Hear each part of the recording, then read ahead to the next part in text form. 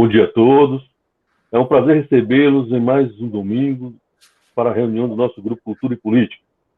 Hoje, no dia 8 de novembro, receberemos Carlos Eduardo de Lucena Castro.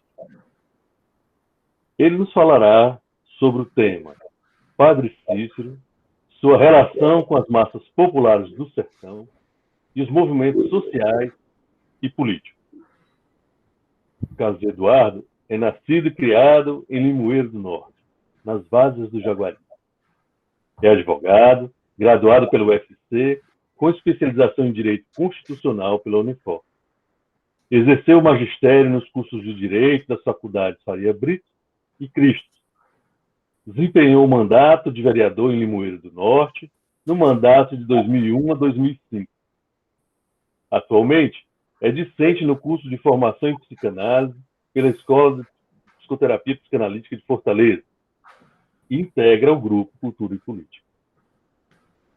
Antes de passar a palavra ao Eduardo, vamos passar a palavra ao Dr. Valton. Bom dia a todos e todas. É com muito prazer que eu vou apresentar meu amigo Carlos Eduardo Lucena. Não só porque se trata de um grande jurista, mas porque é uma pessoa de caráter íntegro e que certamente orgulha os juristas. Quer dizer, antes, Carlos Eduardo, de lhe passar a palavra, eu queria fazer só uma referência a uma situação que, do ponto de vista simbólico, e principalmente simbólico, mas também na concretude da política, movimentou o mundo. Foi a eleição de Joe Biden como presidente dos Estados Unidos. Esse fato teve e está tendo enorme repercussão mundial e, inclusive, terá consequências no Brasil. Eu creio que essa situação é mais ou menos como aquilo que antigamente se dizia a respeito das caravelas. Um vento mais forte de bombordo começou a soprar na caravela da democracia, na caravela da tolerância, dos direitos humanos, da luta das mulheres, da luta de todos os democratas contra o racismo e contra todas as formas de discriminação. Então, eu creio que isso significa uma derrota para o fascismo que estava em crescimento no Brasil. É uma derrota severa para o fascismo brasileiro.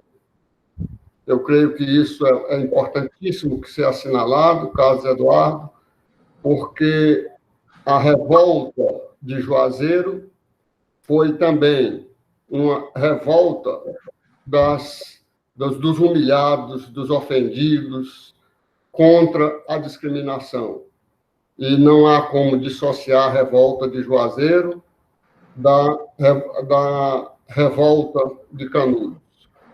Quer dizer, então, eu quero dizer para vocês que hoje é um dia especial. É um dia especial porque nós vamos falar de uma figura mitológica, a figura do Padre Cícero com o Carlos Eduardo. Então, para não me alongar muito, passo a palavra para você, Carlos Eduardo, com muita satisfação. Portanto, é com você. Obrigado, doutor Valton, pelas palavras generosas, pelo acolhimento. Bom dia a todos e a todas. Eu gostaria de fazer um agradecimento especial à Yolanda, minha amiga e irmã, que me trouxe para esse grupo, que há muito tempo me propiciou o grande privilégio de conhecer o Dr. Valton e de hoje estar desfrutando desse momento extremamente honroso. Então, eu sou devedor dessa grande alegria e desse modesto currículo que o Helder leu à guisa de apresentação.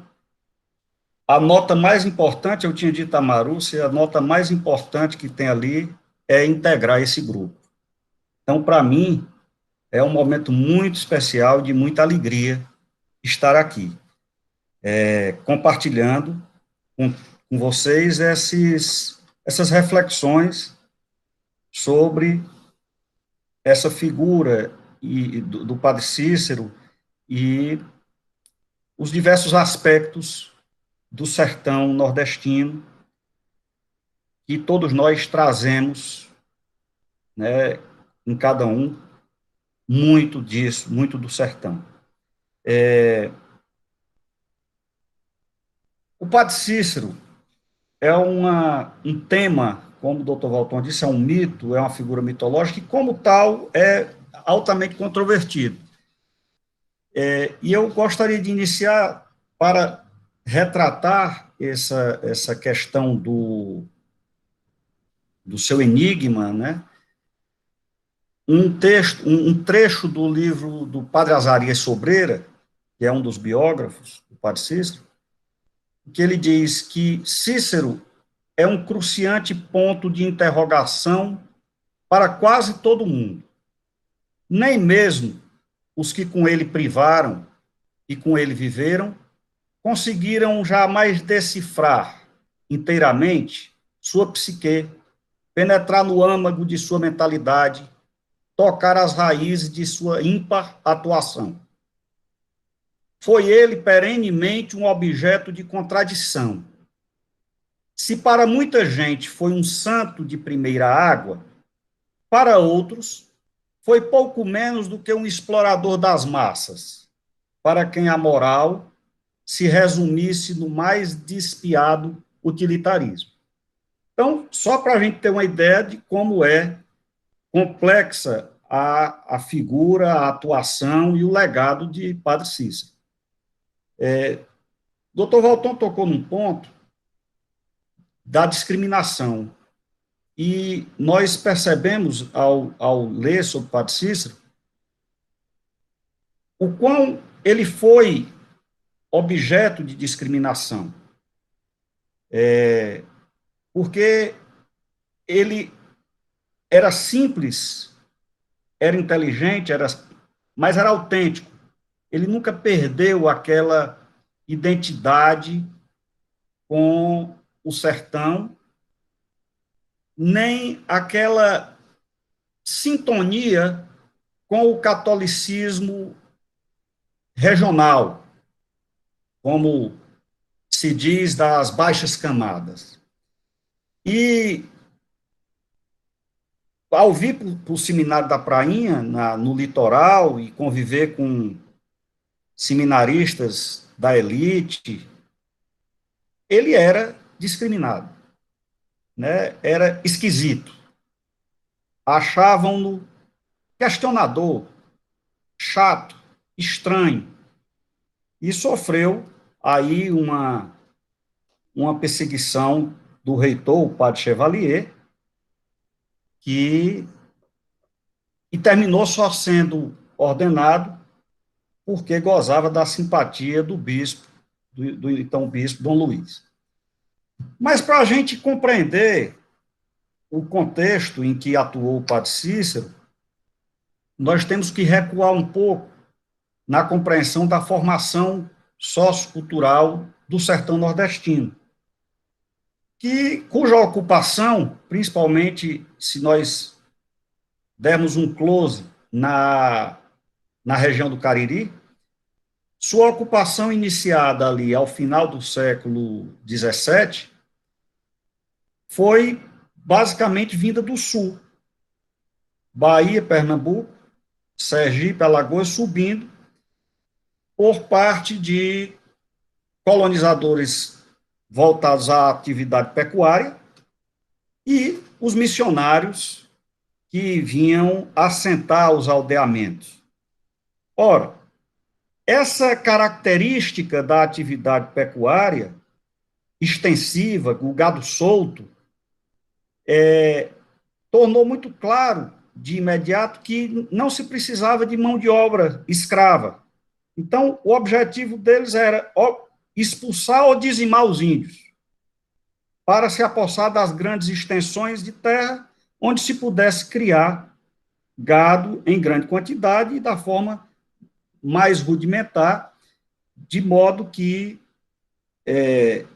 nós tivemos uma ocupação pelo europeu em que o convívio com esse indígena do sertão, que era o mais beligerante, que era o mais valente na defesa do seu território, foi estabelecida com base em muito sangue, em muitas lutas, em muitas guerras, mas em que terminou saindo vitorioso o homem, o invasor. E tanto é que pouca mão de obra escrava negra foi utilizada na pecuária do sertão nordestino. Alguns escravos negros eram utilizados apenas nas tarefas domésticas, mas para a atividade pecuária não era necessário. Então, essas características tornaram o sertão nordestino isolado, distante da civilização, constituindo-se ali uma cultura de esquecimento do poder central, em que o padre, principalmente os capuchinhos, alguns jesuítas, ao se estabelecerem nas chamadas missões, concentravam a jurisdição espiritual, temporal, e, portanto, a figura do clérigo sempre foi uma figura central e característica da consolidação dessa cultura, da educação que se estabeleceu no sertão nordestino, e constituindo, com base nesse isolamento do restante do país, da colônia e depois do império, uma nação, digamos assim, com a cultura toda própria, e que mais refletia a cultura medieval, o catolicismo medieval transposto da Península Ibérica, do que propriamente um catolicismo condizente com as novas diretrizes da Contra-Reforma. Né? Quando nós vemos no século XIX, pouca coisa ou quase nada havia mudado desde o início das ocupações no sertão. Então, linguagem, crenças, hábitos, permaneceram quase que imutáveis durante séculos no sertão nordestino por conta desse isolamento. E não à toa que a ausência de poder central estabeleceu o que nós podemos dizer de um sistema praticamente feudal, em que os potentados solucionavam seus conflitos pela força, pelo bacamarte, pela peixeira, pelo punhal. Daí a constituição das hordas de jagunços.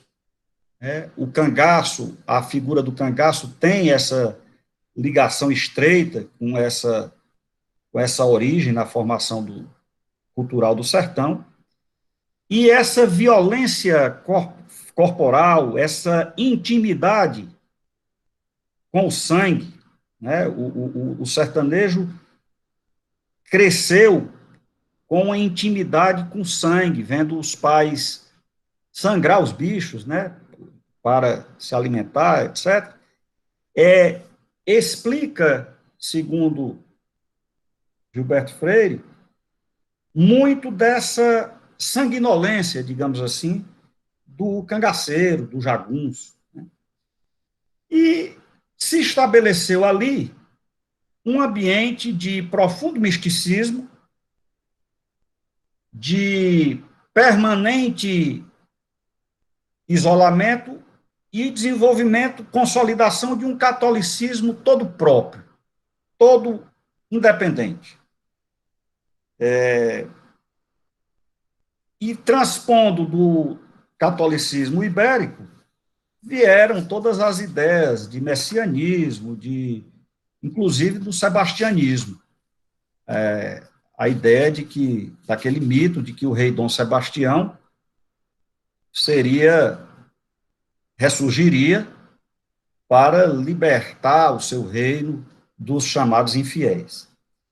Sobre o sebastianismo, essa realidade permaneceu até muito recentemente, porque ainda em 1838, Padre Cícero nasce em 44, do século XIX, e em 38, 6 anos antes, tinha ocorrido aquele episódio da Pedra do Reino, em São José do Belmonte, muito próximo do Cariri cearense, em que inspirou Ariano Suassuna naquela obra dele, e que houve uma chacina em que os fanáticos se suicidavam, sacrificavam crianças, etc., e foram coibidos por uma ação voluntária de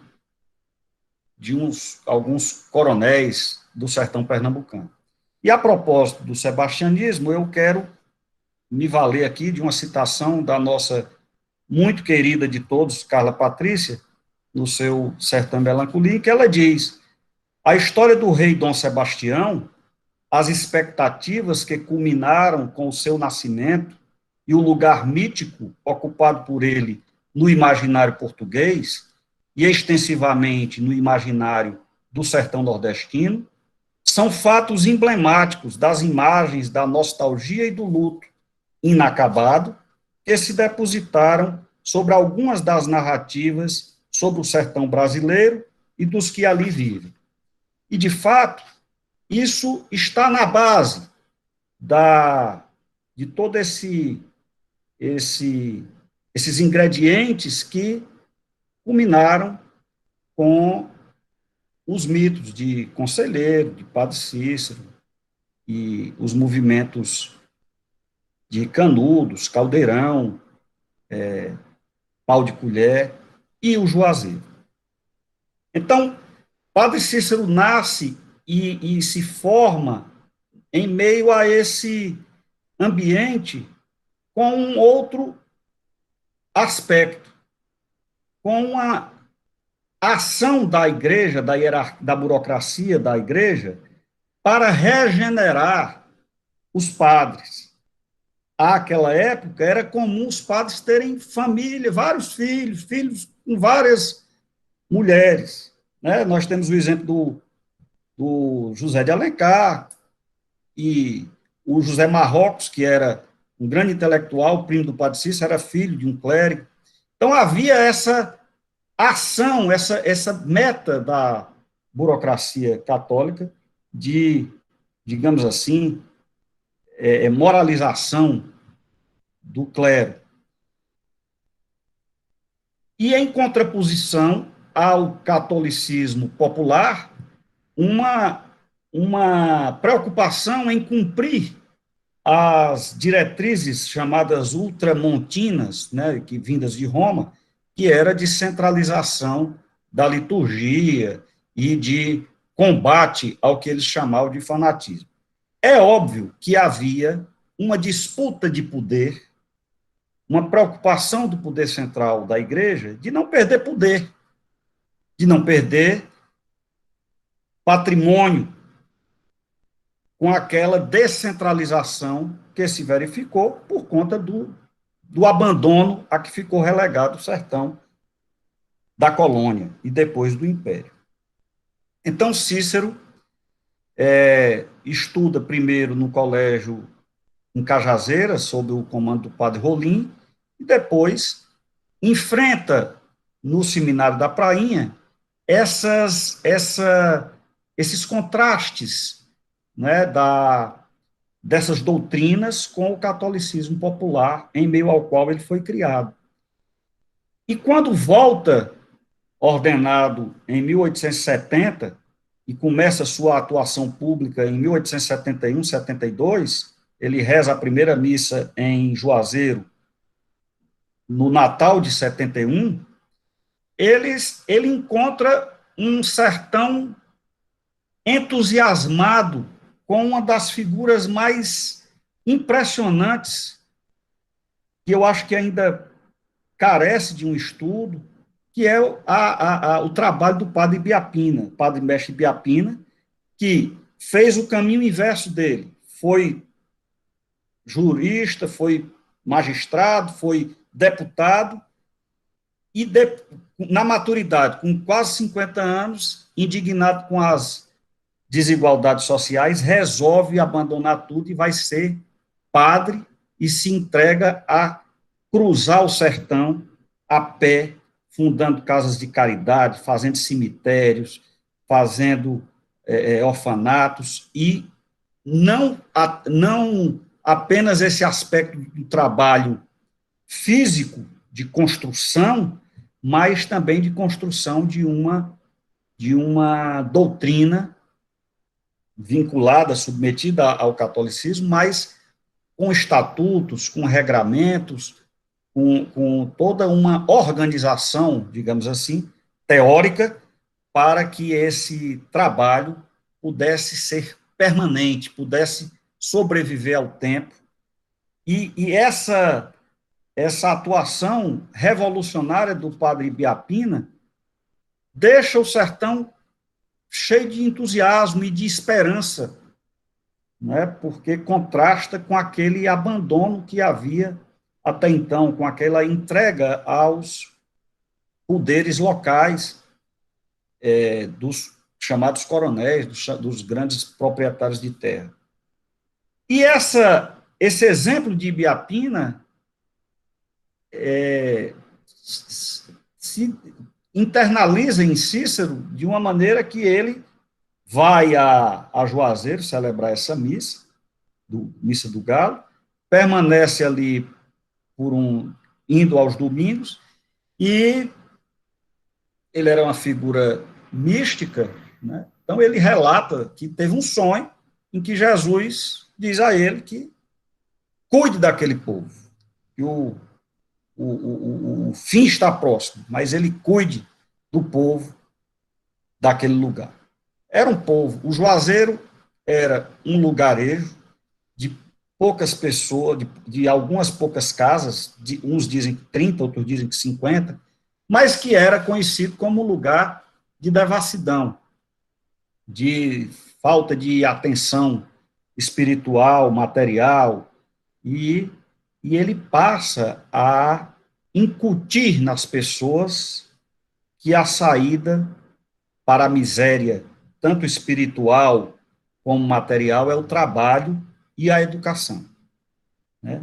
E aí ele se dedica de forma realmente muito franciscana a educar o povo do Juazeiro, preocupado com a educação das crianças, com a educação das meninas, em coibir. Ele era muito ortodoxo, era muito rígido nos comportamentos, digamos assim. Então, ele acabava com os sambas, ele ia pessoalmente enfrentar os bêbados, os arruaceiros, né?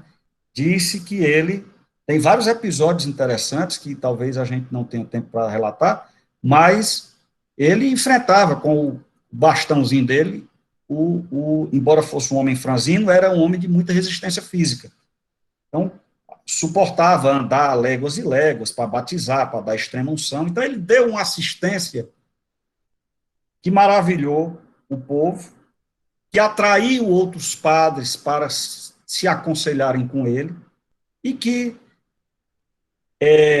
retribuiu ao bispo Dom Luís aquela confiança que o Dom Luís havia dado em garantir a sua ordenação. O Dom Luís ficou muito feliz com ele. Mas Aí ele se muda para Juazeiro com a mãe, o pai havia morrido quando ele era pequeno, a mãe e 2 irmãs, e uma escrava alforriada que eles tinham, Teresa do Padre, e fica em Juazeiro vivendo muito modestamente, quase sem ter nada de doações para comer e tal. Diz que era um aspecto muito simples, deplorável, as vestimentas dele e tal, e ele fica se dedicando e ganhando prestígio. Então, o que é que se percebe nesse período que vai aí do início da sua atuação pública até mais ou menos 1889, 1890? É um homem com uma identificação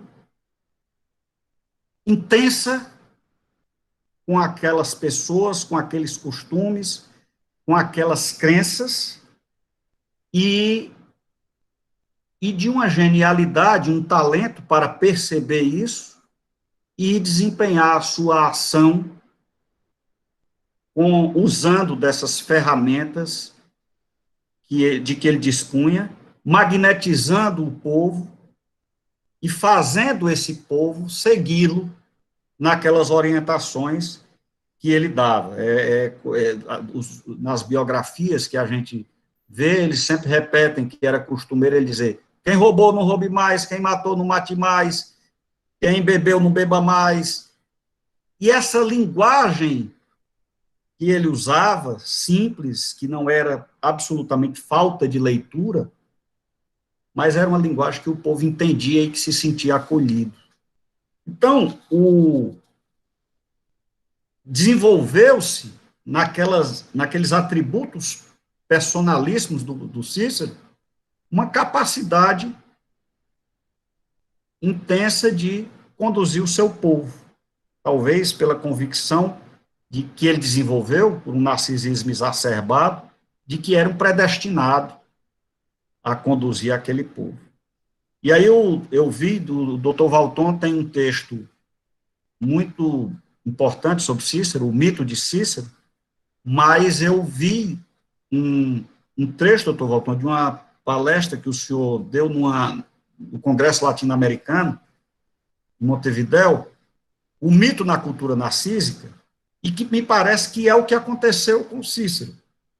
Dr. Valton diz: o líder carismático está sempre impregnado de narcisismo, do qual é constantemente investido pelas identificações projetivas dos liderados. Isso determina uma ligação dialética entre narcisismo, carisma e organização sociopolítica, que a mitificação social cristaliza. O mito, portanto, acontece numa exterioridade projetada, enquanto que as imagens oníricas dizem respeito a desejos e imagens articulados pela dinâmica inconsciente. Eis que acontece o milagre da Beata Maria de Araújo. Ao receber a hóstia consagrada, a Beata começa a sangrar a boca, a língua, e a hóstia se transforma em sangue. Esse fato, ocorrido em 1889, coincide com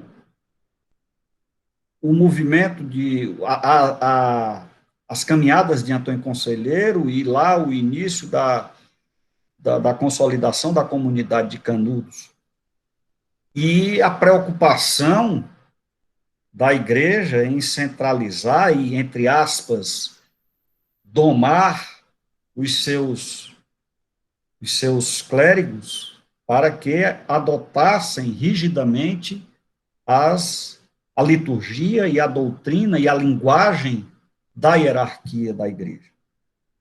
E aí começa um dissenso e uma contenda, que é a chamada questão religiosa do Juazeiro, que permanece até hoje.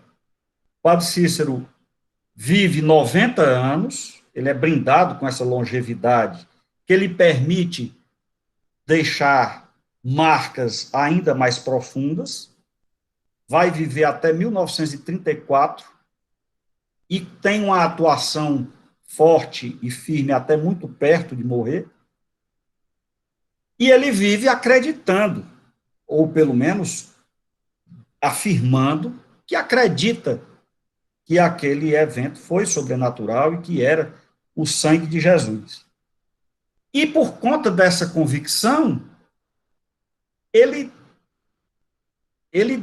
dribla as determinações da igreja e suporta as punições que sofreu. Ele sofre a suspensão de ordens, é afastado dos serviços religiosos. Aí ele deixa de ser chamado para batizar, celebrar os batizados, e passa a ser chamado para ser padrinho das crianças. É daí que surge o meu padrinho. É porque o bispo pensa que vai aniquilar a atuação de Cícero e a história lá do milagre, e, na verdade, tudo que o bispo faz, a fama, o prestígio de Cícero faz é recrudescer. Ele, normalmente, a criança era batizada sendo ele o padrinho, Nossa Senhora das Dores a madrinha. E aí ele começa a se preocupar que aconteça a perseguição que passa a acontecer com a Conselheiro. De fato, Cícero tem uma capacidade muito grande, uma habilidade muito grande de ousar em alguns momentos, de ceder, de se afastar, e nesse movimento ele consegue sobreviver.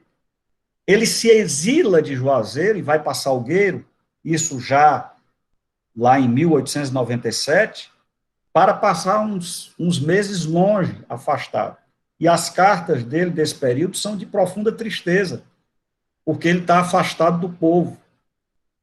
E nessa ida dele para Salgueiro, corre um boato de que ele está indo para Canudos, levando hordas de romeiros para apoiar Conselheiro. Na verdade, ele nunca foi. Tem uma história de que ele teria mandado um mensageiro, mas não há prova disso. E tem também a versão de que Conselheiro manda para ele alguns recados. Olha, eu vou aguentar 3 fogos, no terceiro a gente se acaba, mas quanto o Juazeiro vai ter só um foguinho pequeno. De fato, tem o fogo que desencadeia a resistência e a sedição do Juazeiro.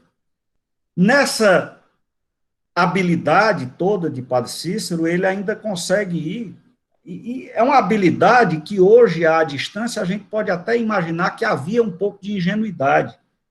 Ele vai a Roma se defender pessoalmente no Santo Ofício e leva 20 contos de réis para doar de missas encomendadas, e os coronéis, as pessoas de toda classe, pedem que ele faça esse favor de lhes encomendar missas em Roma. E ele entrega todo esse dinheiro nas igrejas e permanece em Roma vários meses, porque ele sofre um chá de cadeira, o Santo Ofício posterga a audiência, e ele passa esse tempo lá passando necessidade sem o dinheiro. Depois vai um advogado ajudá-lo daqui, levando mais 7 contos de réis. Nunca houve, de Padre Cícero, uma atitude de, entre aspas, insurgência, desobediência ao Vaticano.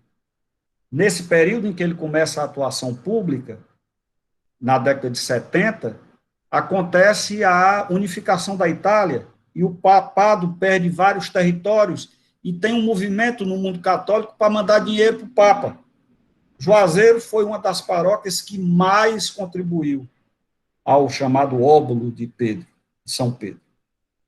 Porém, quando vem a ordem para ele dizer que os milagres não eram verdadeiros, ele diz que, em algum momento, o cristão deve contas mais à sua consciência do que à ordem de qualquer outro ser humano, e aí ele se segura.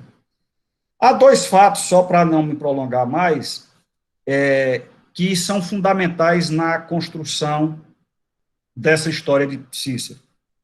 Uma é que, em 1877 até 79, o Ceará viveu uma das maiores secas de toda a história. E havia 5 anos que ele estava dedicado àquela região, e isso concorreu para uma afluência muito grande de despossuídos, de flagelados. E aquilo inchou a população, e ele era um estudioso de práticas técnicas agrícolas e tal, e ele começou a alocar os trabalhadores rurais nas terras devolutas da Chapada do Araripe, e as pessoas começaram a ter um preenchimento daquele vazio, percebendo que podiam trabalhar, plantar, colher e sobreviver com o seu próprio trabalho. Quer dizer, as pessoas, ele deu dignidade àqueles miseráveis. Depois disso, em já suspenso de ordens, ele começa a se aproximar, nunca deixou de ter aproximação, mas ele começa a ter a voltar os olhos para a política. E aí ele tem um fato inusitado, que é a chegada do Floro Bartolomeu. João César, Floro Bartolomeu veio atrás das minas do Coxá, das minas de cobre do Coxá. Era um aventureiro, mas que se tornou o alter ego de Cícero no campo político. Era um homem atrevido, valente, destemido, impetuoso. E aí é ele que faz aí a construção da face política de Cícero, que leva à emancipação de Juazeiro. Padre Cícero é o primeiro prefeito de Juazeiro, a sedição do Juazeiro, em que os jagunços vêm, o exército de Floro Bartolomeu, abençoado pelo Padre Cícero, chega à Fortaleza, derruba Franco Rabelo e volta, inclusive fazendo algumas tropelias, voltando para Juazeiro. E depois ele é prefeito de Juazeiro de 14 até 26. Chegou a ser vice-governador e depois eleito em 26, já com 80 e tantos anos, deputado federal, que resolve não assumir a cadeira. Então, esse talento, ele nunca abandonou a assistência espiritual do seu povo, exercendo aquela fé que ele tinha, aquilo em que ele acreditava, né? Parece-me que é indiscutível a sua vocação para o sacerdócio, mas ele soube manejar as ferramentas do poder econômico e político para sobreviver. Ele percebeu que precisava se associar àquilo. Então, tem várias abordagens. A professora Luitigardi aborda Cícero sob a ótica, sob a filosofia do Gramsci, que ele seria, ora, um intelectual tradicional, ora, um intelectual orgânico, né? E tem várias maneiras de a gente examinar Cícero. Eu peço desculpas, porque acho que eu me alonguei mais do que eu pretendia.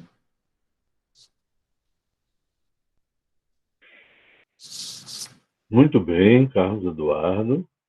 Obrigado aí por suas provocações.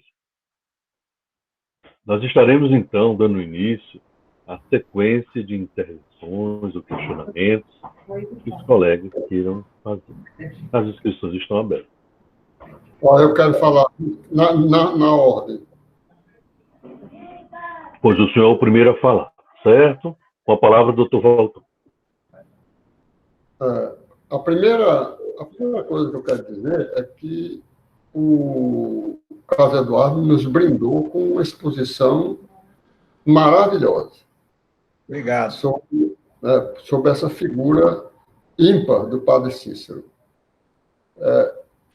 Eu tenho aqui uma questão, não é bem uma pergunta, é uma observação. Sempre houve uma acusação sobre o Padre Cícero de que ele era um paranoico. Eu tenho uma compreensão de que a gente não pode carimbar todo mundo com esse carimbo. Na Bahia, numa discussão sobre o Padre Cícero, eu disse que todos temos traços paranoides. E que o Padre Cícero, dentro das circunstâncias e da religiosidade daquele momento, ele foi um grande homem. Um grande homem, uma extraordinária figura.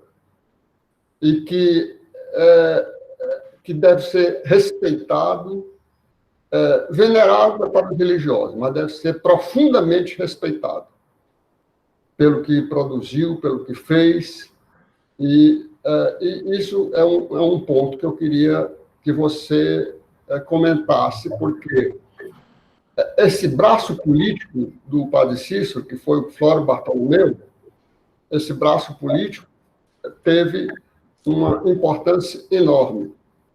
E o Padre Cícero, então, colocou, como você chamou, nesse alter ego,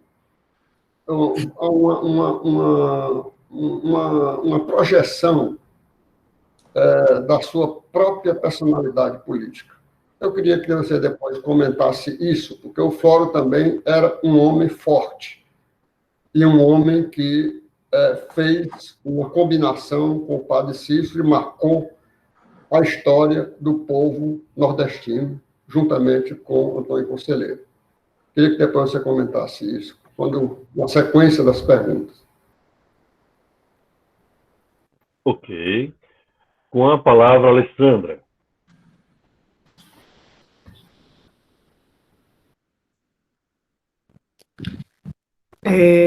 Bom dia, Carlos Eduardo. Primeiro, a minha imensa gratidão, né? Assim, você deu uma aula, acho que a gente sempre escuta, né, lê alguma coisa sobre Padre Cícero, mas eu acho que eu nunca tinha tido uma visão tão clara, tão consistente, com a linha de continuidade histórica e, ao mesmo tempo, tão ampla e abrindo tantas articulações, e eu quero te agradecer muito, né? Tem um ditado indiano que diz que quando você aprende alguma coisa nova num dia, você ganhou o dia, né? Então, assim, muito obrigada por ter me feito ganhar o dia. Você colocou muitas coisas interessantes e eu fiquei pensando em alguns elementos que eu acho muito importantes, que é essa articulação, que é uma coisa que vem sempre me questionando entre a questão da a articulação entre a dimensão política e a dimensão religiosa, né? E aí você trouxe a dimensão do narcisismo, a dimensão da mística e a dimensão do carisma, e eu fico pensando que talvez esse seja o ponto e o elo em comum. Mas você me fez pensar numa coisa que eu nunca tinha me dado conta, que é da ligação do sertanejo com a morte, né? Realmente, quando a gente tem um contato com o sertão, a própria dinâmica da fazenda, né? Ela é interessante porque é uma coisa muito tênue, porque ao mesmo tempo que ela favorece um certo embrutecimento, né? O sujeito torce lá o pescoço da galinha, mata o bode, sangra, né? Sangra o boi, sangra os bichos, tem uma coisa muito bruta, né? Que é desse confronto muito direto com a natureza e a brutalidade da natureza, mas, ao mesmo tempo, também tem uma dimensão muito poética e muito sensível, né? Às vezes a gente vê como o sertanejo é alguém que se emociona fácil, que chora fácil, que sensibiliza fácil, né? E aí eu fico pensando como esse embrutecimento, que pode parecer uma coisa muito natural, mas, ao mesmo tempo, é uma grande violência, né? Como se esse embrutecimento fosse um certo mecanismo de defesa diante desses impactos tão traumáticos do confronto com a morte, e aí, ao mesmo tempo, é como se esse embrutecimento com a vida, a sensibilidade, por outro lado, fosse canalizada para o lugar da religião. Então, na religião você pode cantar, você pode chorar, você pode se emocionar, você pode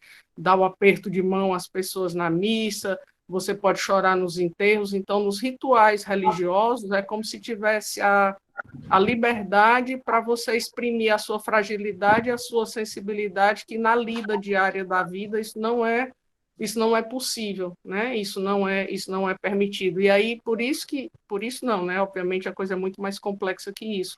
Mas aí esse lugar da força religiosa vira um lugar muito cativo para a captura desse espaço da fragilidade, né? Porque aí recupera com todas as ligações esse lugar da figura paterna, da autoridade, da hierarquia, que ao mesmo tempo são tão presentes no imaginário do sertanejo. E aí, assim, é para te agradecer, e só uma pergunta instigativa mesmo, diante do seu vasto conhecimento histórico, se você percebe, hoje em dia, algum herdeiro desse arrojo de Padre Cícero no cenário religioso, cultural, político cearense, né? Obrigada. Muito bem. Vamos dar então a palavra a João César. Bom dia a todas, bom dia a todos.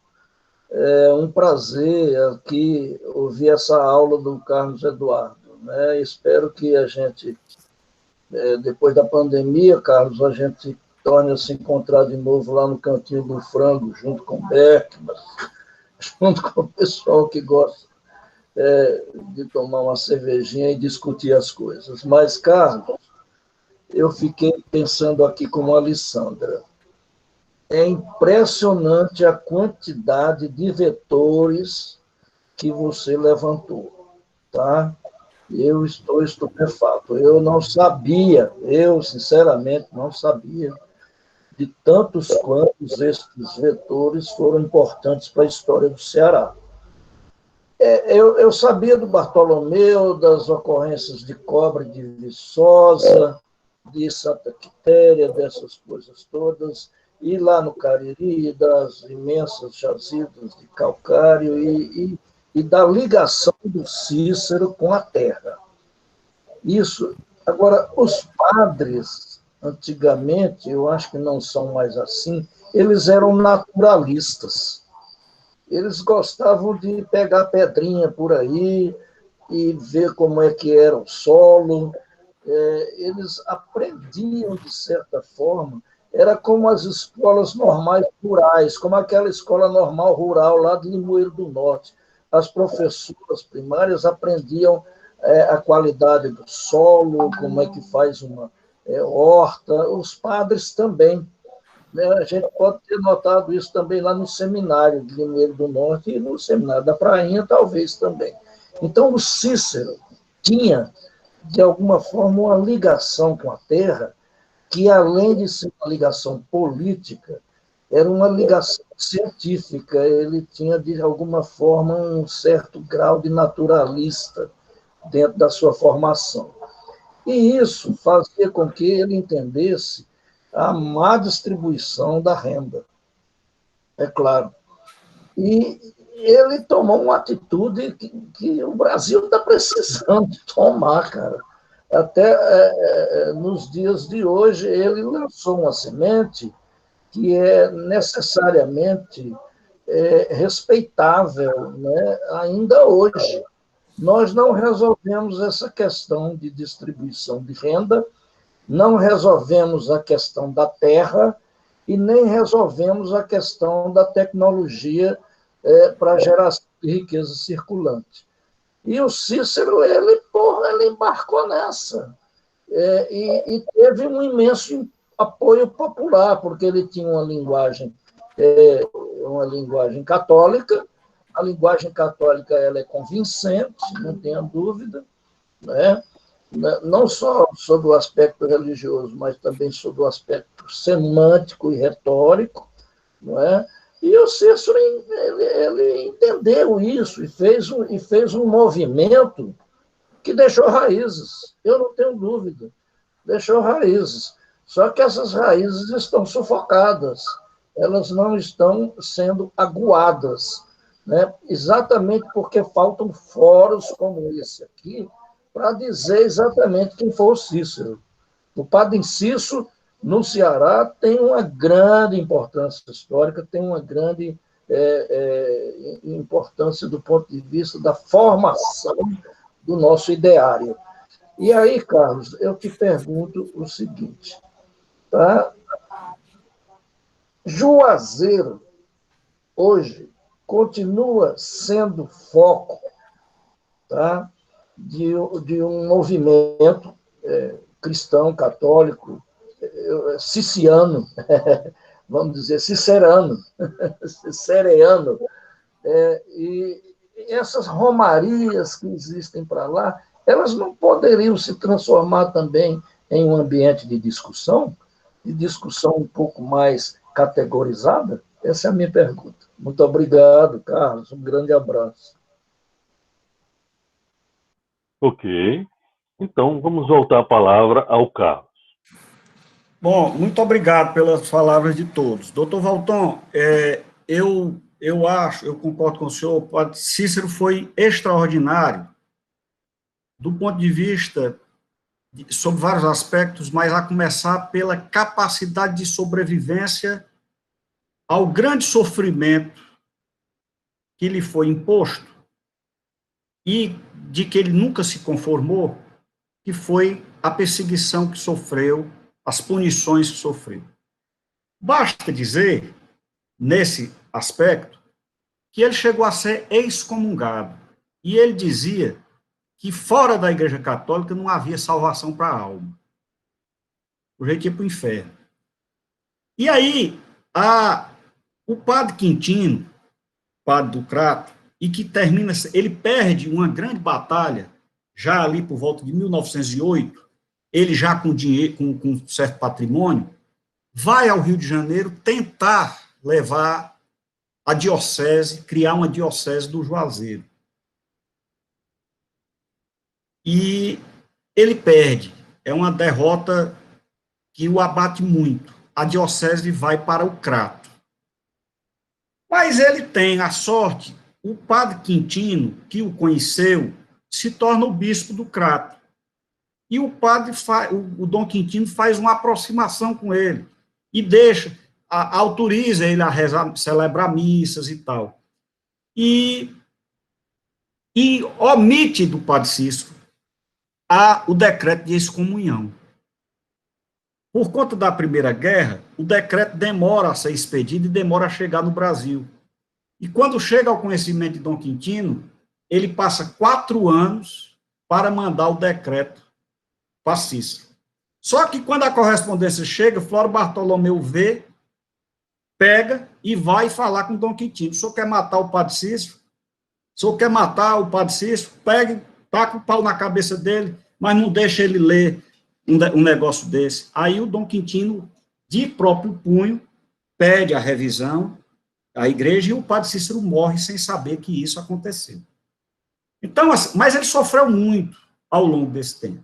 E essa questão que o senhor levantou, que muitos atribuem a ele a característica do psicótico, ele tinha a resignação para o sofrimento. Acho que baseado nessa convicção de ser predestinado. Aí, com isso, ele vai conseguindo suportar, né? E uma autoestima que parece ter sido de grande nível, porque ele vai enfrentando e superando. Do ponto de vista político, com essa união dele com Floro, ele faz o maior milagre que se pode cogitar, que é o Juazeiro. O Juazeiro hoje é aquilo ali que nós sabemos, aquele polo de desenvolvimento, de progresso, que espraia desenvolvimento para todas as cidades próximas, para toda a região. Então, aquilo é um milagre, a transformação de Juazeiro, do ponto de vista de poder de transformação, né?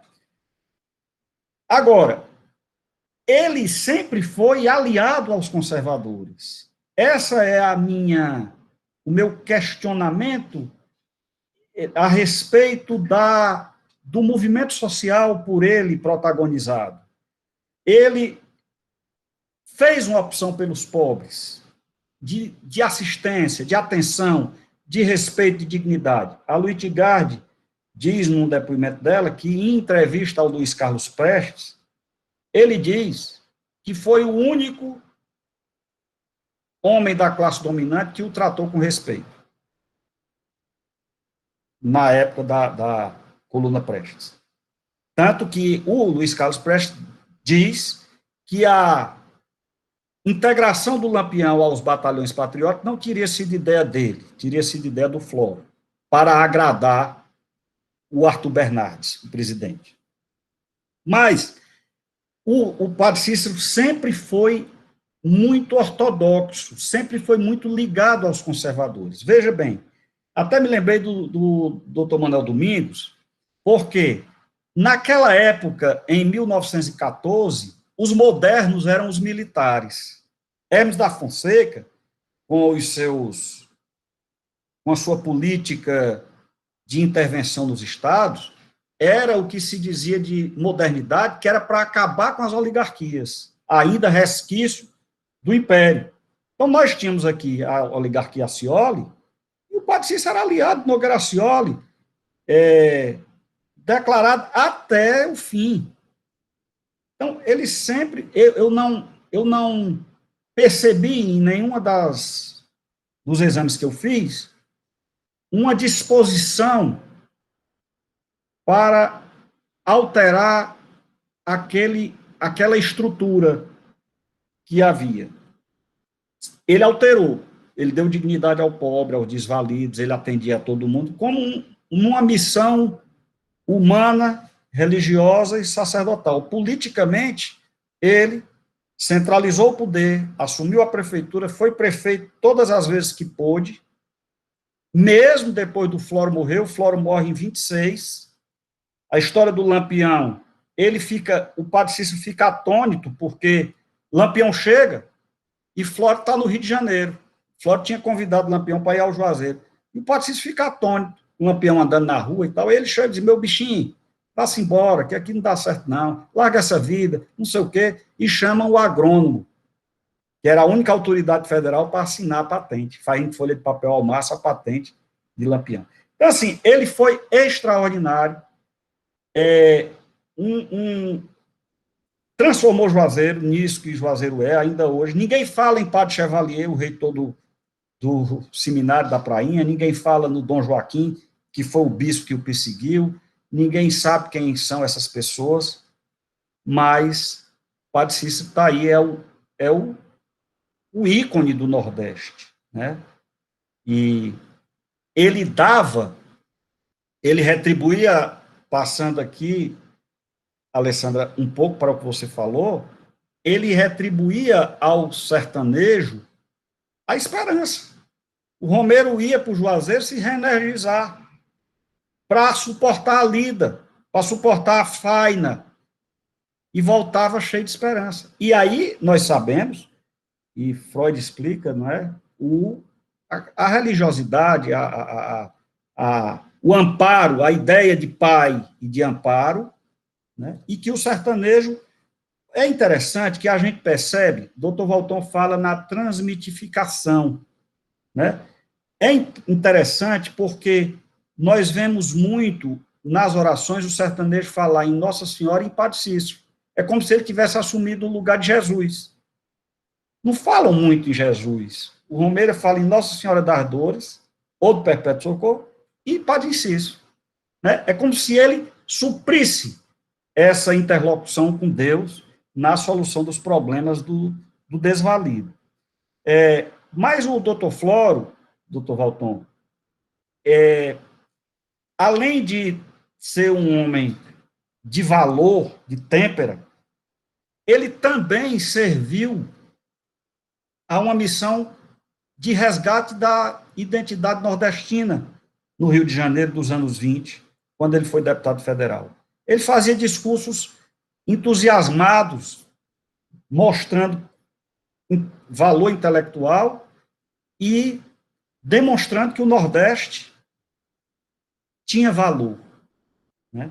Então, assim, esse casamento, essa parceria, foi muito importante no resgate da autoestima do nordestino. Agora, ele era despótico. Ele tomava atitudes que Cícero fazia de conta que não estava vendo. Ele mandou executar ladrões, foi ele que mandou matar o boi, né, do José Lourenço. Por quê? Ele queria coibir os boatos de fanatismo para poder fazer dar um pouco de alívio ali no que a República, lá, os jornais do Rio de Janeiro diziam sobre o Juazeiro. Todos os intelectuais, ou quase todos da época, Gustavo Barroso, Euclides da Cunha, anarquizavam. Padre Cícero é um herege, é um líder de fanáticos, e o comparavam, sem qualquer sopesamento, a conselheiro. E era diferente, a atuação foi diferente, inclusive por causa dessa articulação política que ele conseguiu fazer. Era pródigo em cartas, nunca deixou de se comunicar com os poderosos, com os bispos do Sul, com os antigos amigos do seminário. Então, ele criou uma rede que ele se viu necessitado dessa rede, de manter esse prestígio para sobreviver. Alessandra, fala-se que o grande herdeiro do Padre Cícero, na época, falava-se do Beato Zé Lourenço, que o massacre do Caldeirão acontece em 36, 37, 2 anos após o padre morrer. O Padre Cícero deixa toda a fortuna, ou a maior parte, para os salesianos, porque ele era devoto de São Francisco de Sales, e ele deixa tudo para os salesianos. Os salesianos botam o Zé Lourenço para fora, né, das terras, e falava-se que ele seria o herdeiro, mas ele não tinha, ele era limitado intelectualmente, não era um clérigo, era um líder de uma comunidade agrícola, por sinal, uma fera para trabalhar e muito capaz em organizar a comunidade. E Frei Damião seguiu até poucas décadas, influenciando profundamente essa mística, né, do sertanejo. Hoje, por isso que eu digo que havia uma preocupação da igreja em relação à disputa de poder e de espaço, hoje a igreja já não pune o padre que benze as medalhinhas, no Juazeiro, né, e que canta com os romeiros, porque Cícero é um soldado do catolicismo na contenção da cada vez mais expandida do movimento evangélico.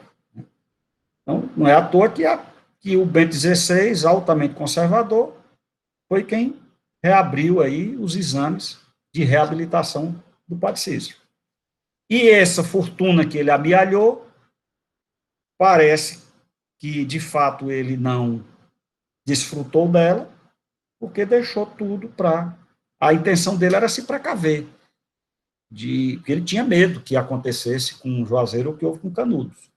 E ele fez vista grossa a muitas das atitudes de Floro, né, porque Floro dizia, padre, não é com texto que a gente vai ganhar essa guerra, não. Tem que soltar esse povo aí, não sei o quê, e soltaram Zé Pinheiro, que era um facínora que estava preso no Crato, e Zé Pinheiro veio na torre, e Floro disse, quando chegar no Crato, você não atire. Padre Cícero disse, deixe o povo sair. Dei um tempo, quando chegar no Crato, vocês deixem as famílias se retiraram, deixa a ladeira do seminário liberada. Aí esse Zé Pinheiro sai feito um doido atirando, e o Floro chega e diz, padre, esse Zé Pinheiro é um louco, saiu atirando e tal. Zé Pinheiro, depois da sedição do Juazeiro e tudo, volta para o Juazeiro e, bebendo cachaça, briga com o desafeto e corta o beiço superior do desafeto e bota na cachaça e fica bebendo cachaça. Você falou, Alessandra, dessa questão, né? E avisam ao Padre Cícero. Padre Cícero, e ele vai lá e bate no copo, joga o copo fora e impede que o corpo continue a ser profanado e tal. Quer dizer, ele era um homem de atitude também, apesar de ser um sacerdote, ser magrinho, já era velho nesse tempo, ele era um homem de muita coragem pessoal, muita convicção, por isso que eu imagino que ele tinha um nível de autoestima, o narcisismo dele devia ser algo muito, muito poderoso. Mas ele, com Floro, fizeram muita coisa, e eu acho que eu não examinei, mas os anais do Congresso, os discursos do Floro Bartolomeu, defendendo o Padre Cícero, dizendo quem era o nordestino, etc., é algo formidável. João César, ele tinha essa coisa da terra, estudava técnicas agrícolas, estudava propriedades medicinais das nossas plantas nativas, receitava o povo, e por isso é que fazia, às vezes dava certo, às vezes não dava certo tratamento, mas às vezes dava certo, salvava o povo, e aí ele foi santificado por isso, né?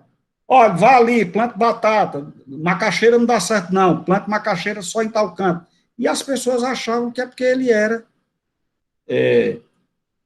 realmente um santo, né? E ele se deixou ser enxergado como santo. Ele ele não saía dizendo a ninguém, não, isso aí eu aprendi nessa revista de agronomia que eu assino e tal. Depois, a biblioteca dele, que ficou com os salesianos, consta que tinha várias revistas que ele assinava, e as plantas medicinais, inclusive, ele tinha uma porção de uma planta, que eu não me recordo o nome, que acalmava as pessoas. Então, as pessoas nervosas, emocionalmente disfuncionais, muitas vezes se acalmavam com essa gororoba e com a oração. E as pessoas, e naquela época se associava a loucura a questões místicas, né? Muito interessante isso. Ok. Vamos então passar a palavra para Carla. Carla.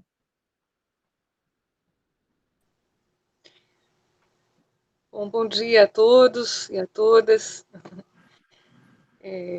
Muito obrigada, Carlos. Fiquei muito... tenho sentido essa sensação assim boa e pacificadora de ouvir histórias, né? E ouvir sua história hoje, né? Assim, todos esses elementos que você reuniu sobre o Padre Cícero foi muito importante, muito bom.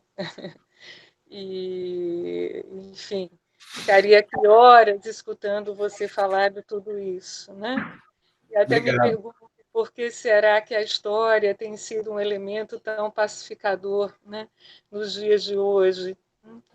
O quanto precisamos também da história hoje, né?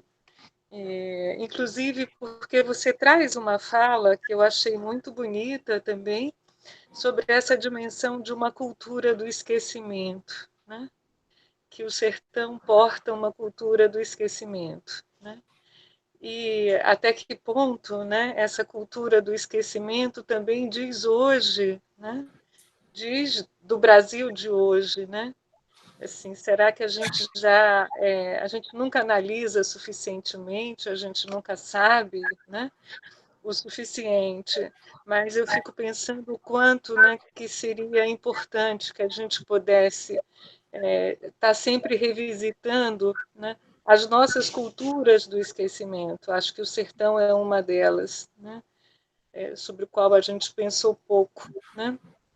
E talvez tenha pensado pouco também a partir da psicanálise, né?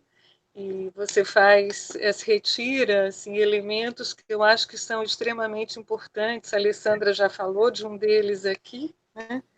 Essa ideia que você traz da identificação, né? Ou da intimidade muito cedo de uma criança, né? Com o sangrar dos bichos, né? Assim, fiquei pensando aqui algumas coisas que a gente pode conversar num outro momento, né? Nesses elementos também míticos, oníricos, e da própria violência, né? Que me fez lembrar também Totem e Tabu, quando você fala, né? Dessa função aí de uma identificação com os bichos, com o sangrar dos bichos e com a violência, os efeitos que tudo isso tem também na construção da nossa cultura, né? Mas fiquei com vontade também de te ouvir mais, né? Eu acho que a tua fala hoje nos faz perceber que existia um grande caldeirão, né? Dessas várias matrizes, né? A matriz do Cícero, né? A matriz do Conselheiro e a matriz do Lampião. E eu queria te ouvir um pouco mais sobre isso, assim, sobre a interseção dessas três matrizes, né? Como é que você pensa essa interseção de uma matriz que tem a ver com enfim, com o sangrar dos bichos, né? Lampião dizia isso, né? Usava inclusive esse significante do sangrar até morrer, né? E a da fé, enfim, essa de Cícero, né? E a matriz de Conselheiro, que ao mesmo tempo tem a ver também com essa dimensão da luta, da resistência. Enfim, queria te ouvir um pouquinho sobre isso, mas, sobretudo, te agradecer e dizer que essa conversa aqui adoraria que ela pudesse continuar em outros momentos aí. Obrigado, Carla. Ok. Vamos passar, então, a palavra à Marúcia. Bom dia. Eu quero te agradecer ao professor. Aprendi muito, eu disse, mesmo sendo de lá, mas muita coisa aí que você trouxe eu não conhecia. O som está baixo, viu, Luciano? Eu não conhecia sobre o Padre Cícero, mas eu fiquei pensando aqui... Marúcia, por favor, fala um pouco mais alto. Eu fiquei pensando num paradoxo, né, dessa questão do político líder, né, e do quanto se perde, né, com o quanto de narcisismo desses líderes, um investimento diferente. Talvez eu esteja aqui sonhando, né, uma coisa que eu tenho desejado muito é que os grandes líderes, eles tenham em mente, né, trabalhar a grande massa, principalmente a população mais carente, em relação a questionar, e não só a submissão, a dizer amém, né? Porque eu vejo nisso um paradoxo muito grande aí dos grandes líderes, não só do Padre Cícero, né? Quando eu disse que porque fica muito preso à questão da crença, né? Principalmente aí no Padre Cícero. Eu tenho muitos conhecidos, família, né, tanto em Juazeiro como em Barbalho, naquela região ali do Cariri, de São Velha.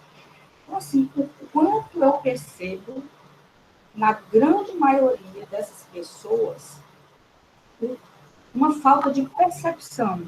Foi uma região que se desenvolveu muito economicamente, mas em termos de crenças, continua preso no místico.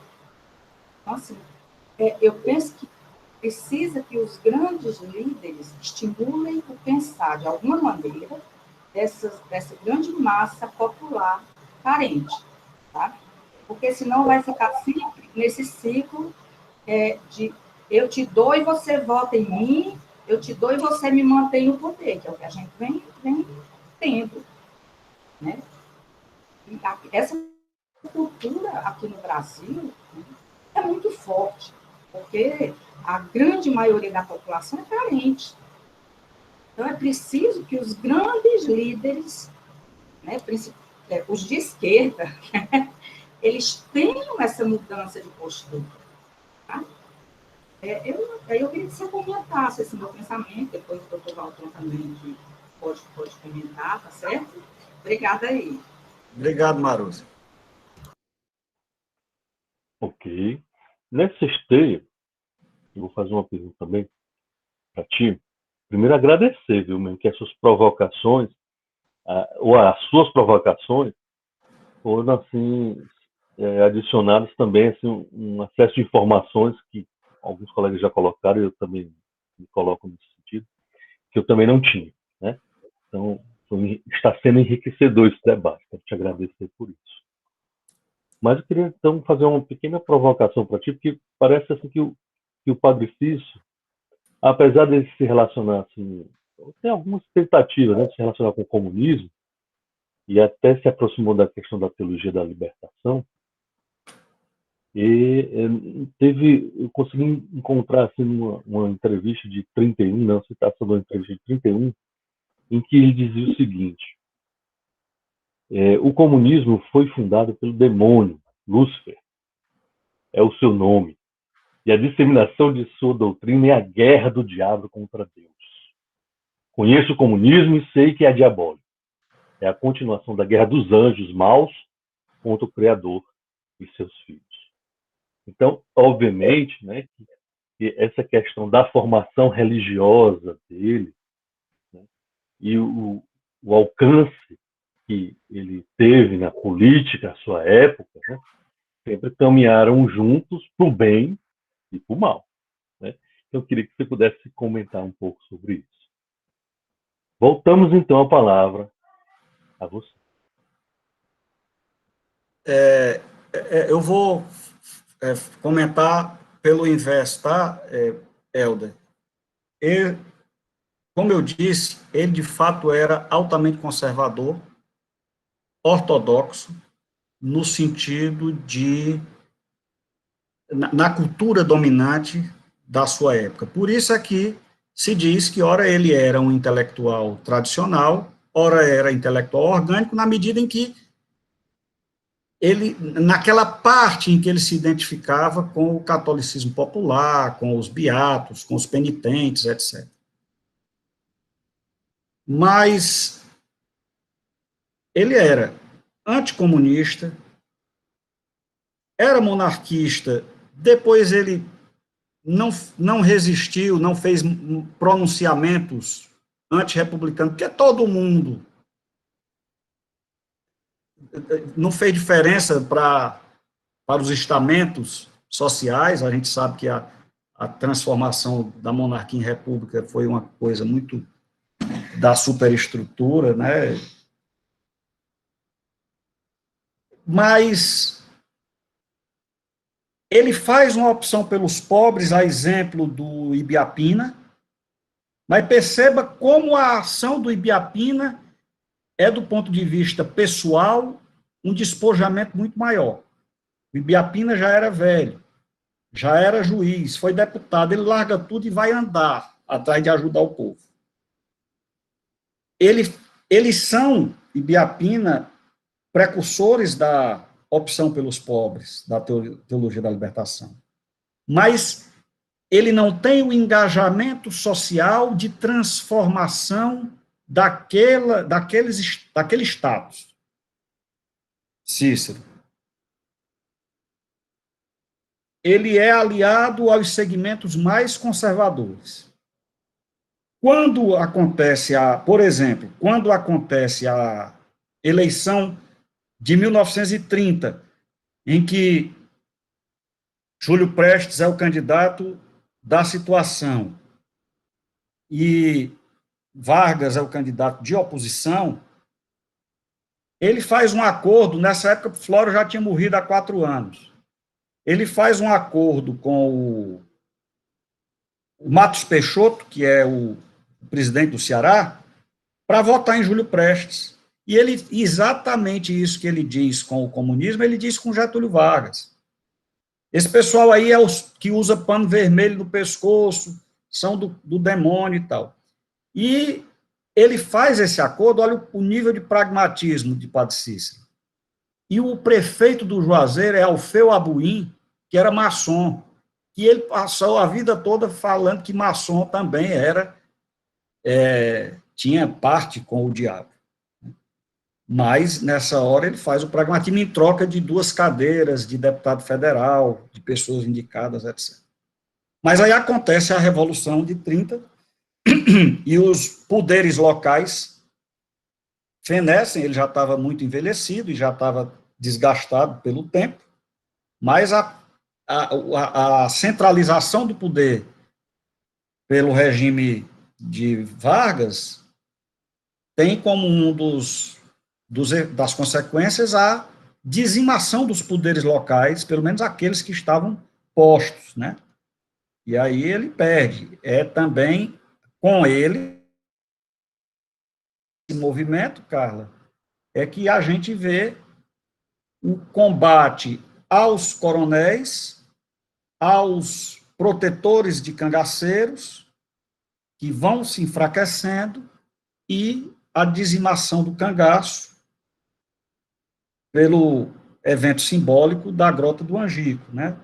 Quando o governo federal fornece armamento que supera os dos cangaceiros, que até então não tinha. A polícia tinha armas muito mais velhas, cartuchos muito mais velhos. Aí a metralhadora vem e resolve o problema, porque aí o governo central assume a condução desse problema. Mas, Helder, essa leitura que você fez é exatamente o posicionamento, entre aspas, ideológico de Padre Cícero. E tem até uma história que, quando Justiniano de Serpa é eleito governador, no início de 20, ele fica do lado dos conservadores e aí ele diz, olha, serpa é serpente é o diabo. Ele dizia para o pessoal. Mas aí os conservadores começam a virar para o Justiniano. E Floro diz, Padre Cícero, você é doido, vamos votar nesse homem que é quem vai ganhar. Aí, mas Padre Cícero, o senhor não disse como era serpente? Meu filhinho, pois não é Justiniano, não é de justo? O homem é Justiniano, é de justo. Vamos votar nele. Então, assim, ele tinha essa capacidade de abstrair e ser pragmático naquilo que era para ele importante. Agora, o que eu acho, Marussa, eu me pergunto muito, comento com Yolanda às vezes sobre o nosso limoeiro, do jeito que você vê aí o seu Cariri, Missão Velha, Barbalha e Juazeiro, e eu me pergunto onde é que nós falhamos. Porque àquela época, com toda, entre aspas, ignorância do povo, havia um valor pelo qual eles brigavam e no qual eles acreditavam. Era a fé, era o respeito ao Cícero, ao coronel, que era despótico, mas que também acolhia e protegia. Havia algo de valor moral, ético, dentro daquelas convenções vigentes. E hoje, nós não temos nada. É o dinheiro, né? É o dinheiro em troca do voto. Fica difícil de a gente conversar com o jovem, porque é o dinheiro que está dominando o processo eleitoral. E o dinheiro patrocinando fake news, patrocinando meias-verdades ou doutrinamento por meio de redes sociais, altamente superficial, e a gente fica desarmado, atônito, sem saber como se contrapor a isso. Eu acho que este grupo é mais uma contribuição muito importante que o Dr. Valton dá em sentido coletivo, porque a gente passa a exercitar, imaginar e tentar encontrar maneiras de se contrapor a isso. Como você diz, os líderes têm que fazer isso, os líderes da esquerda, mas eu acho que cada um de nós tem que começar a fazer né? Tem que continuar fazendo, continuar acreditando. Nossas cidades, que são de porte médio para grande, com universidade, com escolas, com tudo, você não tem renovação, você não tem projeto, você não tem nada, é só o dinheiro. E isso, poxa, como é que, o que é que melhorou de 1920 para cá? Qualidade de vida material, transporte, comunicações, pavimentação das ruas, tudo bem, posto de saúde na zona rural, é evidente. Mas, será que melhorou do ponto de vista de valores éticos? Hoje, será que alguma coisa se perdeu e a gente precisa resgatar, eu acho. Carla, muito obrigado por suas palavras, conselheiro, Lampião e Cícero. Figuras altamente controvertidas, que são símbolo do nosso sertão e que eu acho que a gente tem que se orgulhar deles. O Lampião é um bandido que marcou época por duas razões primordiais. Foi longevo, a maior parte deles morria cedo nas batalhas. Ou, resolvidas as suas querelas, abandonavam o cangaço. Ele foi longevo, embora tenha morrido novo, com 40 anos, mas longevo na sua atividade, e de uma inteligência sem par. Ele só brigava quando sabia que ia ganhar. Né? Então, ele era um homem valente? Sim. Ele era corajoso? Sim. Mas ele era um grande militar. Conhecia o sertão como a palma da mão, porque menino começou a ser almocreve. Tropeiro com o pai. Então, conhecia onde é que tinha uma caverna, onde é que tinha um barranco, onde é que tinha um oiticica para se abrigar. E isso fez do Lampião esse mito. Mas o próprio Gilberto Freire diz, né, que nós acreditamos em algum momento que ele pudesse ser uma espécie de Robin Hood, mas na realidade ele fez do cangaço meio de vida. Né? E com os potentados que o apoiavam, ele era um aliado, ele não era um insurreto. Conselheiro, eu vejo como, dos três, a maior expressão de revolucionário, com todas as suas limitações do ponto de vista político, porque ele só tinha um jeito, ou ele fazia o que fez, ou ele não era o conselheiro que nós conhecemos hoje, né? E, muito curiosamente, a Luiz Gard, Dr. Valton, diz, numa palestra que ela fez no Cariri Cangaço, que o Euclides da Cunha chama o conselheiro de doido, né, de maluco, que tinha levado um chifre e por isso tinha ficado doido. Aí ela faz o paralelo, engraçado. O Antônio, a mulher não quer mais ele, arranja outro, ele vai embora para outra cidade, compra uma casa, bota um colégio e fica atuando como rábula e tal, e vai viver a vida dele. O Euclides, intelectual do Rio de Janeiro, leva um chifre, vai atirar no caba, é corno e o caba ainda mata ele. Ela diz isso numa manifestação assim de espontaneidade na palestra dela, para mostrar a arrogância, né, do intelectual do Sul em relação à personagem do Nordeste, que porque opta pelos pobres, porque anda com o gibão, porque anda descabelado, é associado ao que não presta, né? Aliás, perguntaram uma vez ao Padre Cícero, Padre Cícero, o senhor recebe todo mundo na sua casa, esse povo suado, mal cheiroso, o povo entra, o senhor recebe todo mundo aqui na cozinha, ele disse, meu filho, Quem é bonito, cheiroso, não precisa que a gente olhe, que a gente receba, porque já é gratificado. Quem a gente precisa receber e abraçar é quem cheira mal e quem não tem o que vestir. Então, eles três são mitos do Nordeste e que nós temos que defender no sentido de que representam a autenticidade da nossa cultura e da nossa formação, para o bem ou para o mal, Helder, mas representam e dizem, afirmam para o eixo sul-sudeste que nós temos valor, né? Que nós somos uma civilização construída tal como as outras, construída com violência, com sofrimento, mas com muita garra, com muito valor. Só para finalizar meu comentário sobre a intervenção da Carla, sobre a questão do abandono, Carla, nós hoje temos o quadro do Amapá, né?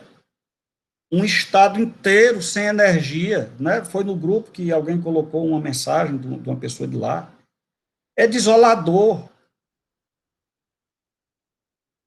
Como é que pode? Como é que pode? E a gente não vê uma palavra de preocupação de quem está lá governando o Brasil. Nós não vemos uma palavra de solidariedade dos governantes daqui. Um engajamento, uma mobilização. É uma parte esquecida do Brasil, né?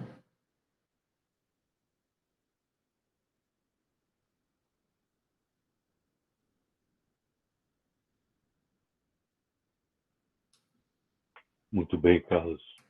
De fato, a tua colocação agora ela foi uma bofetada na realidade atual do país, né? Temos os irmãos ali no norte completamente esquecidos pelos outros que estão também no poder, no norte e no nordeste também, né? No país inteiro, infelizmente. Vou passar a palavra então em Yolanda. Edu, muito bom ter você aqui, viu? Para quem não conhece, Carlos Eduardo é meu amigo desde a infância, lá dos Reconditos do Limoeiro do Norte, né? E a gente segue junto aí muitos anos, conversando como irmãos e como estudantes também, né? Essa atração dele pela psicanálise é uma coisa muito interessante, eu acho que ele deve fazer psicologia também. Então, é muito bom ter você aqui no grupo. Edu, eu queria que você falasse um pouquinho sobre esse paradoxo, a mente que se consegue sustentar o homem da lei e o homem do povo, vamos dizer assim, esse equilíbrio que o padre Cícero conseguiu sustentar na vida dele, né, na caminhada dele, usando a crença, claro, e a religião como forma de balizar esse paradoxo, né, que me parece que é uma das coisas que a mente paranoica ou a mente nazista não consegue sustentar essas diferenças e esses opostos numa só composição mental, né? Eu acho que vai do ponto aí um pouco que a Maruzzi falou, a capacidade de pensar. E como é que você vê essa possibilidade dessa aproximação do direito com a psicologia, com a psicanálise, nesse equilíbrio, né, intuitivo da capacidade da lei, de ser lei, mas também ser algo que é do povo.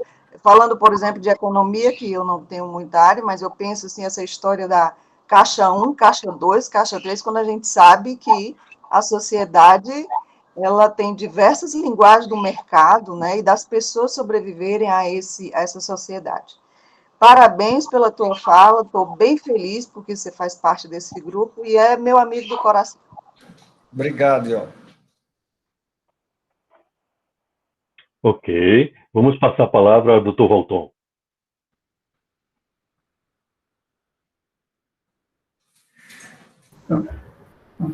Bom, eu creio que nós temos hoje uma extensão de uma conversa que o Emanuel trouxe sobre a religião.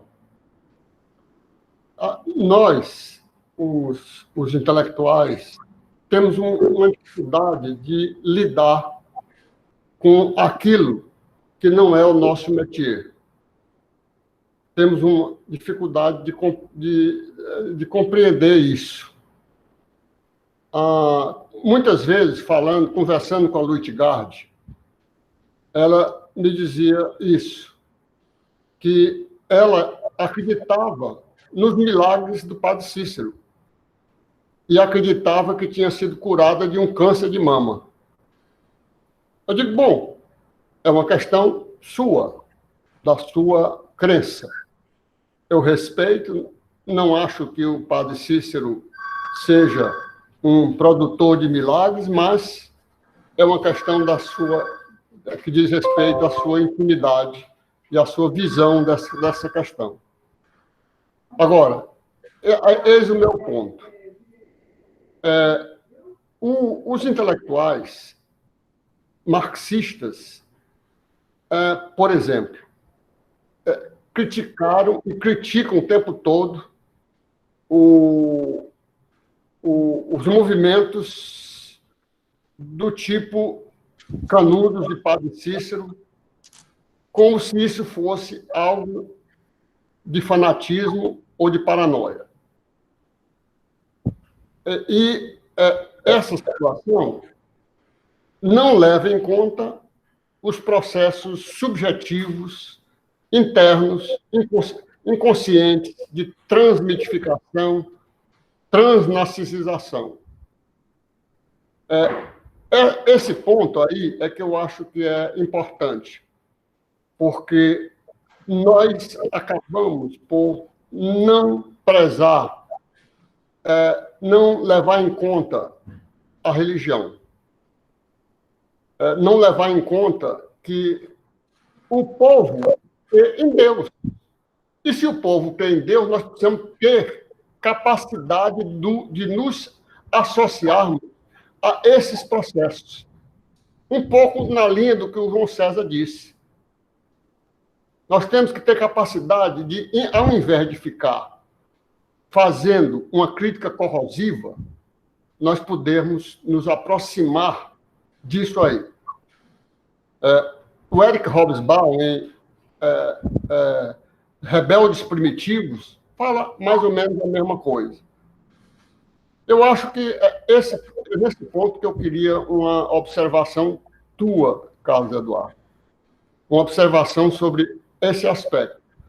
Finalmente, eu quero dizer que, mais uma vez, foi excelente essa apresentação. Excelente em todos os sentidos, porque traz de volta essa questão religiosa.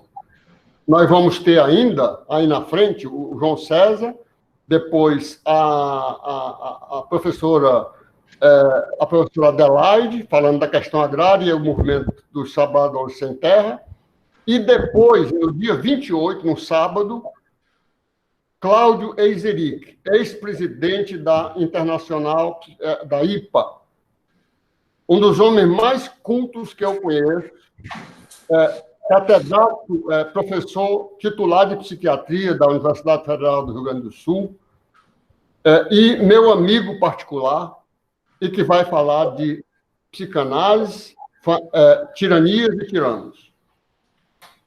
Ou seja, ele tomou posição nessa questão. Tomou posição e fez as críticas devidas, inclusive à comunidade judaica. Quer dizer, essas questões você só pode fazer quando você tem autoridade, quando você tem autoridade no bom sentido de condições de fazer a crítica. Então, eu acho que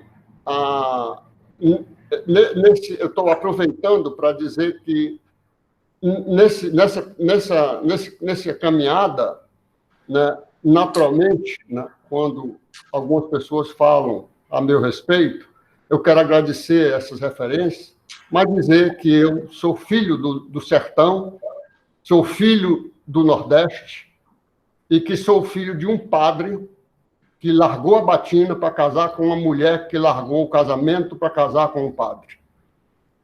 Sou neto dessas circunstâncias.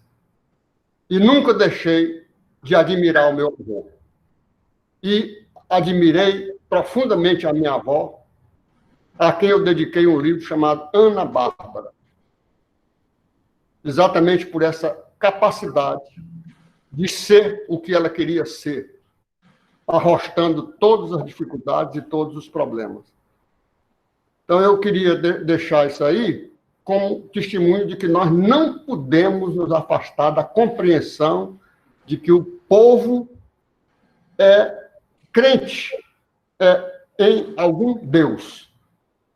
E, embora nós façamos uma crítica, nós não podemos abandonar essa perspectiva e nos aproximarmos deles, porque a religião é utilizada tanto numa perspectiva como na outra.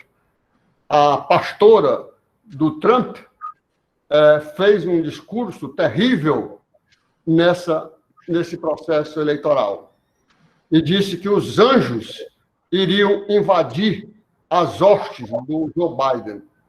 Parece que a imigração conseguiu impedir a entrada dos anjos da pastora do Trump.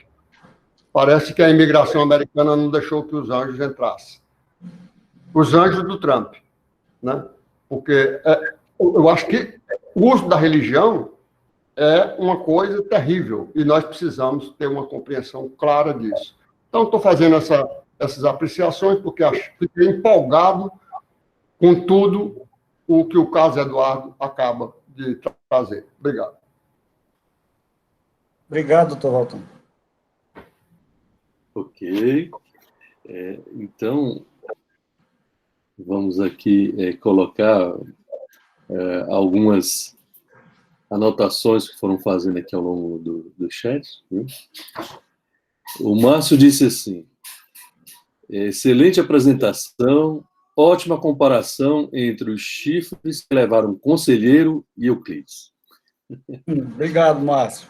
A Carla agradeceu e depois disse, lembrando que os irmãos do Norte foram antes nordestinos. Então, Carlos, frente a isso, você faça os seus comentários das colocações aí dos colegas e depois já pode fazer as suas considerações finais, tá certo? Márcio, esse seu comentário, né, nos leva à seguinte conclusão. O fato pode ser semelhante e a reação, a conduta, o que o sujeito faz da sua experiência é que faz a diferença, né? Conselheiro e Euclides, né? A experiência pode ser semelhante, mas do ponto de vista da realidade, mas cada um de nós faz diferente com esse material, né? Exato. Eu acho que Cícero teve muitas facilidades para viver suas contradições, porque ele teve esse coadjuvante, que era o Floro. Aí ele dizia, meu bichinho, quem sabe das coisas aí da prefeitura é o doutor. É possível que alguma coisa ele não soubesse, mas ele sabia tudo que estava se passando. E isso foi um facilitador, né, para que ele não negasse diretamente a sua fé, os seus valores, e o testamento dele, que é uma espécie de prestação de contas de tudo que ele fez, ele reafirma isso, e talvez seja o último grito de insurreição, o único de insurreição dele, contra a igreja hierárquica, quando ele diz que quem tiver consideração a mim, não deixe de fazer a romaria ao Juazeiro. E era tudo que o Dom Joaquim não queria, queria acabar com aquilo logo no começo. E ele age dessa forma. Agora, eu acho que a lei, o juiz, o advogado, esse operador desse mundo cartesiano, que é o direito e a lei, só funciona como deve se nós soubermos que existe o outro. Vou explicar melhor. Eu tenho um amigo que me disse, que é juiz. Ele disse: o meu sonho é julgar bem. Sonho de todo juiz. Que é vocacionado, né? Que está lá não pelo dinheiro, nem pelo status, mas que é juiz porque acredita que pode desempenhar uma função relevante. Mas eu só percebi o meu papel quando eu percebi que no banco dos réus podia estar eu. Né? Do outro lado, o criminoso, o acusado, aquele sobre quem se colocam tantos rótulos e preconceitos, podia ser eu, ou alguém da minha simpatia. É alguém, é um sujeito, com as suas limitações, com as suas verdades e com as suas crenças. Aqui, já avançando um pouco para o que o Dr. Valton disse. Então, nós não podemos realmente olvidar dessa religiosidade de um país forjado numa matriz católico-cristã, de um Nordeste forjado nesse misticismo herdado lá do medievo. Nós não podemos imaginar dar qualquer contribuição aos destinos da nossa política, da nossa sociedade, nos dissociando disso. Eu acho que o Dr. Valton coloca é uma reflexão e uma advertência muito importante para que a gente perceba, inclusive, o que as revoluções socialistas tentaram fazer no leste europeu, de tentar coibir a religiosidade, etc., e isso não se consegue. Isso não está na base como necessário para as transformações sociais. Né? O que a gente precisa é respeitar o outro e não aceitar que a fé desse outro seja usada para subjugar, para dominação política e para obtenção dos dividendos político-eleitorais. Eu estou plenamente comovido com a acolhida de vocês. Sinto-me aqui como um aluno falando para os meus mestres de tantas exposições magníficas que nós temos assistido aqui desde o início desse grupo, em março, e agradeço demais a generosidade de permanecerem comigo até agora e de tantos ensinamentos que têm me proporcionado ao longo desse tempo.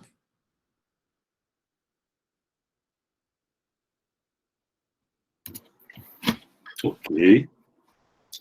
Então, nós aqui agradecemos a tua participação, meu caro.